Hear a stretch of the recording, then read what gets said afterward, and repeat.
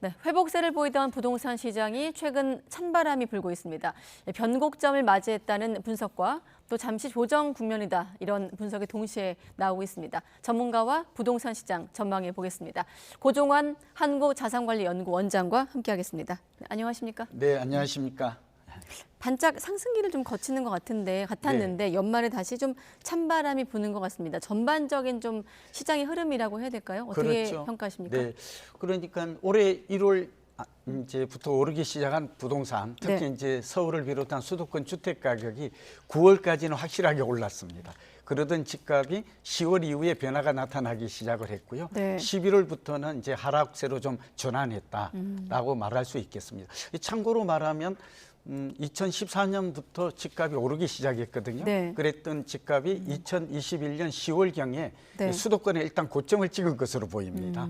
그런 이후에 한 13개월 정도 내리다가 올해 설 이후에 다시 오르기 시작했거든요. 네. 그랬더니 그러다가 이제 다시 지금 내리니까 이제 2차 조정기가 다시 오는가 이런 말을 네. 좀 할 수 있을 것 같고요. 현재 시장은 뭐 매수세가 이제 관망세가 짙어지면서 이 거래가 감소하는 현상이 아주 심각하게 나타나고 있습니다. 그러니까 거래 감소, 가격 약세 현상이 좀 나타나고 있다. 지금 현재 시장은 그렇게 진단할 수 있을 것 같습니다. 네, 거래 감소, 네, 가격? 매매 가격은 네. 약세인데 단 하나 또 추가 드린다면 네. 전세 가격은 오르고 있어요. 그러니까 시장이 좀 혼란스러운 혼조세 양상을 보이고 있다고 진단이 됩니다. 그렇군요. 지금 전반적인 총평을 하셨다면 우리 네. 강론으로 들어가서 하나씩 네. 여쭤보겠습니다.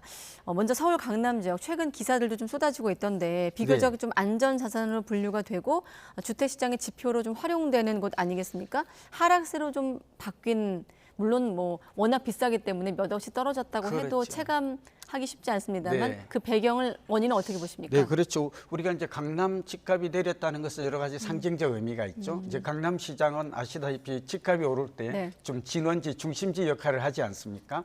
그리고 이제 서울만 놓고 보면 강남이 오르면 마용, 성광, 동이라고 그래서 이 또 다른 지역으로 확산이 되고요.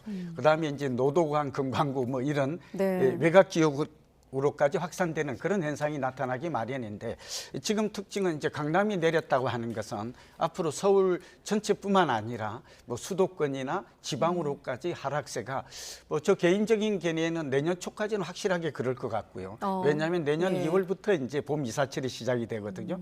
그러니까 이사철 시작되기 전까지는 뭐 이런 현상이 좀 약세 현상이 지속될 것이다. 조정기가 지속될 것이다. 이렇게 좀 예측이 됩니다. 네. 이유는 한 4가지로 해석이 되는데요. 아무래도 지금 고금리 기조가 좀 유지가 되고 있지 않습니까? 그러니까 금리가 높은 점, 그리고 정부가 가계부채 때문에 최근 들어서 이제 대출 규제를 강화했잖아요. 네. 특례보금자리론도 없애고 또 50년 주담대도 또 폐지하고 중단하고 뭐 이런 점들이 좀 영향을 미쳤다. 그러니까 금리와 대출 규제가 이제 영향을 크게 미친 것으로 분석이 되고요. 또 하나는 실물 경기가 올해 안 좋잖아요. 네. 그러니까 경기와 부동산의 관계는 상당히 밀접한데 그런 측면에서 경기 둔화 우려가 또 크게 작용하고 있고 어쩌면 이게 가장 클지도 모르는데 올해 1월부터 9월까지 집값이 서울만 놓고 보면 12.4% 급등을 했거든요. 네. 물론 작년에 20%가량 빠졌어요. 그러다 보니까 강남 같은 경우에는 30% 빠지고 거의 뭐 90% 회복을 했거든요. 네. 그러니까 집값이 이렇게 단기 급등한 데 따른 부담 내지는 피로감이 작용한 게 아닌가. 어떻게 생각하면 수요자들이 합리적인 선택인데 이러다 보니까 MZ세대를 비롯해서 수요자의 구매 심리가 좀 악화되었다.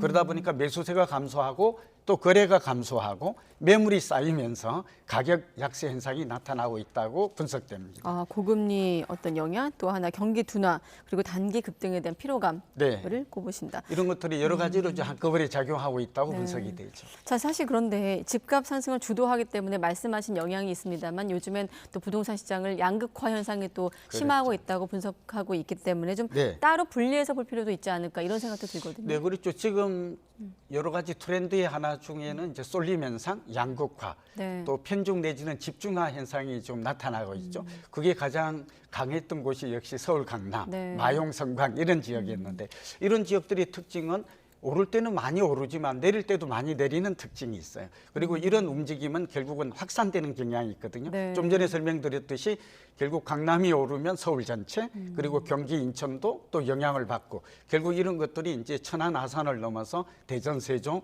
이게 이제 대구나 부산까지 네. 그런 점들을 좀 알아두신다면 이번에 하락세가 상당한 의미가 있고 얼마나 지속되는 저는 개인적으로는 내년 상반기까지 이런 조정기 관망세 네. 좀 이 급락은 안 할 것 같아요. 전세 가격 때문에. 그러나 이런 조정기 양상은 상당 기간 지속될 가능성이 높을 것으로 전망이 됩니다. 네, 다음 질문이 전세가 얘기인데 아. 전세값 상승이 그나마 좀 추가 하락을 막아내고 있다는 분석도 있는데 이건 왜 그런 거고 또 전세가의 전반적인 추이도 함께 설명해 주시죠. 그렇죠. 전세가와 매매가의 관계가 굉장히 중요하죠. 네, 우선 전세 가격의 특징은 전세는 우리나라만 있잖아요. 그런데 특징이 뭐냐 그러면 뭐 이렇게 매매인은 뭐 금리라든지 정책이라든지 여러 가지 요인이 작용하지만 네. 사실은 우리나라만 있는 이 전세는 오직 수요 공급에 의해서 결정되는 특징, 그러니까 시장 임대료가 결정되는 특징을 갖고 있습니다. 말 그대로 시장 논리에만 그렇죠. 충실한 수급의 네. 논리.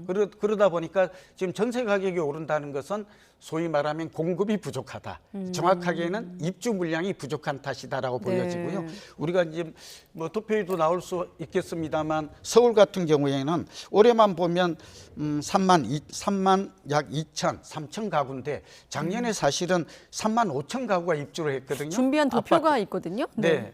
그래서 이제 3만 5천 가구가 작년에 입주를 했고 올해는 약 3만 2,800가구, 그러니까 부동산 1, 2사 자료입니다만 입주할 걸로 예정이 되는데 네. 그러니까 적정한 입주 물량은 얼마인가 이걸 따져보면 서울 같은 경우에는 1, 2인 가구가 증가하고 뭐 여러 가지 새로운 수요가 증가하는 걸 감안하면 4만 내지 4만 5천 가구는 매년 입주가 일어나야 이게 전세가 안정이 이루어진다라고 볼 수 네. 있는데 작년부터 이렇게 입주 물량이 줄어든 걸 알 수가 있죠. 이 얘기는 전세 가격 상승으로 나타나고 뭐 이대로 간다면 내년에는 전세 가격이 더 오를 확률이 높아졌다. 입주 물량이 감소하니까. 네. 그런데 더 우려스러운 점은 입주 물량뿐만 아니라 인허가 물량, 착공 물량, 분양 물량이 동시에 줄어들고 있다. 공사비가 올라서 그런 거예요? 그렇죠. 그러니까 소위 말하면 이제 그 분양 가격 인상, 원가가 오른 네. 측면도 있고 사실 그 건설회사들이 이제 그만큼 뭐 PF 문제나 이런 것들로 해서 집을 많이 짓고 있지 못하다. 네. 이 얘기는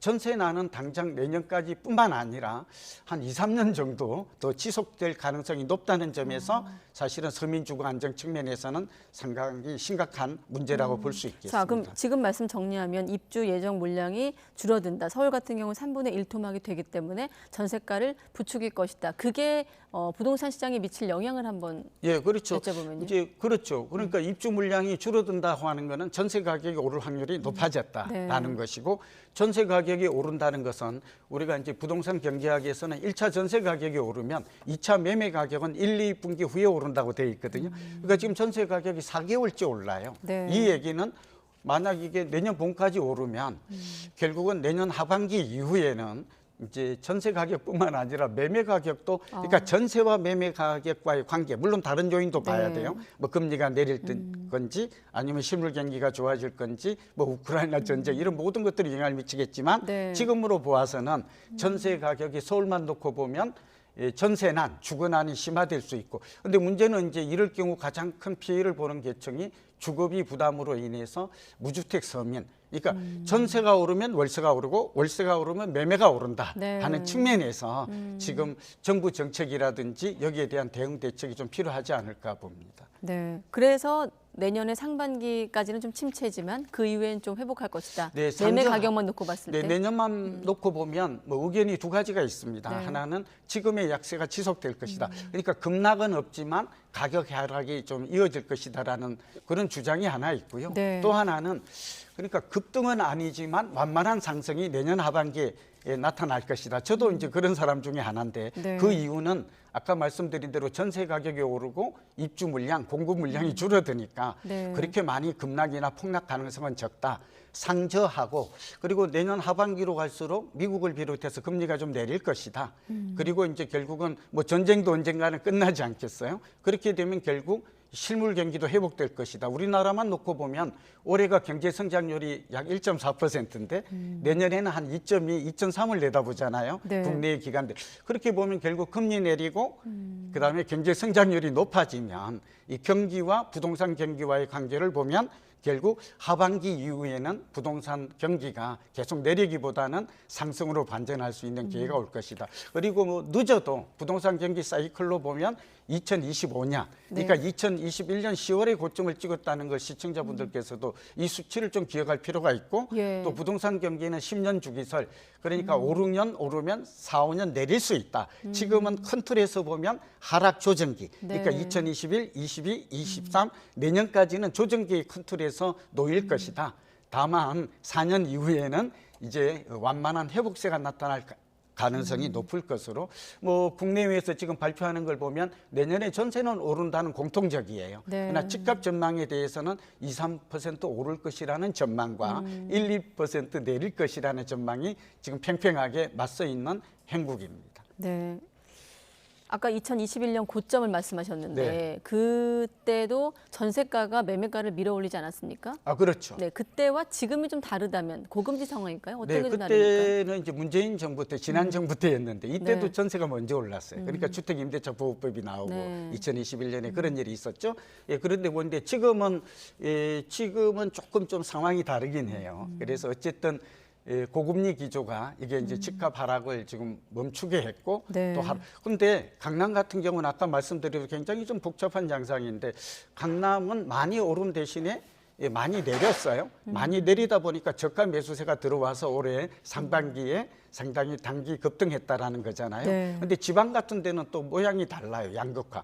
그러니까 크게 내린 것도 없고 크게 오른 것도 없고 그래서 이렇게 지지부진한 이걸 우리는 이제 급등도 급락도 없는 그런 상황을 조정기라고 말하거든요. 지금은 조정기를 막고 있다. 그 와중에 계속 오르거나 내리는 게 아니라 금리에 따라서 정책에 따라서 수급에 따라서 지금 올랐다 내렸다 하는 그런 혼란스러운 모습이 전개되고 있다고 보입니다. 급등도 급락도 없는 2차 조정기를 맞고 있다는 게 이제 고종환 원장님의 생각이신데 종합적으로 이제 미국의 기준금리 인상 여부 또 정부의 정책이 어떻게 상호 작용할 것인가 관건으로 보이는데 그중에 하나 변수가 또 하나 주택담보대출 금리 아니겠습니까? 5개월째 오르면서 8개월 만에 최고치를 기록했다고 저희가 보도했는데 단순하게 기준금리는 동결인데 왜 이렇게 주담대 금리는 5개월 연속 오르는 겁니까? 네, 그 이유가 두 가지인데요. 하나는 기준금리와 이제 시중 실질금리라고 그러거든요. 실제금리는 약간 좀 괴리되어서 움직입니다.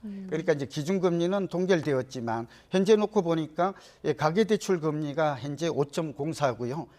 주택담보대출 금리가 4.56을 기록하고 있거든요. 이게 약간 올라가고 있습니다. 그 오른 이유는 우리가 대출을 하기 위해서는 재원이 필요하잖아요. 이게 은행채 5년물인데 코픽스 금리라고 그러죠. 이 금리가 좀 올랐습니다.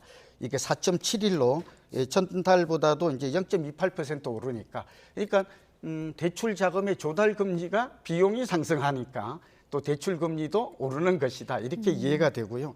또 이 촉발은 미국의 10년물 국채입니다. 그러니까 우리가 알아둬야 될 게 그래서 저도 매일 미국의 10년물 국채의 금리 변화를 보는데 오늘 보니까 좀 내렸어요. 4.2, 3 이렇게 되기 때문에 그래서 이제 이 말을 드리는 이유는 결국은 이제 미국의 국채 금리가 오늘 기준으로 보면 좀 내렸기 때문에 과거에는 5%를 넘어섰어요. 지난달에는 그랬던 금리가 이제 좀 하향을 걷고 있다라는 것은 그나마 다행한 일이고 또 미국 국채 금리가 내린다는 것은 우리 은행채 5년물의 코픽스 조달 금리가 내릴 것이고 그렇게 되면 제가 볼 때는 내년쯤에는 우리 이 주담대 금리도 좀 내리지 않을까 그렇게 긍정적인 기대를 해봐도 될 것 같습니다. 아무튼 지금 상황에선 이자 부담이 좀 커진 상황이고 그렇다 보니 그 부담을 못 견디고 이제 매물을 내놓는 이른바 영끌족들도 있을 텐데 매매 자체가 지금 실종된 상황 아니겠습니까? 거래 실종이죠. 거래 실종, 절벽. 거래 절벽, L자형. 자 그러면 이때 어떤 접근은 어떻게 해야 되는 겁니까? 그러니까 상당히 좀 어려울 수 있는데요.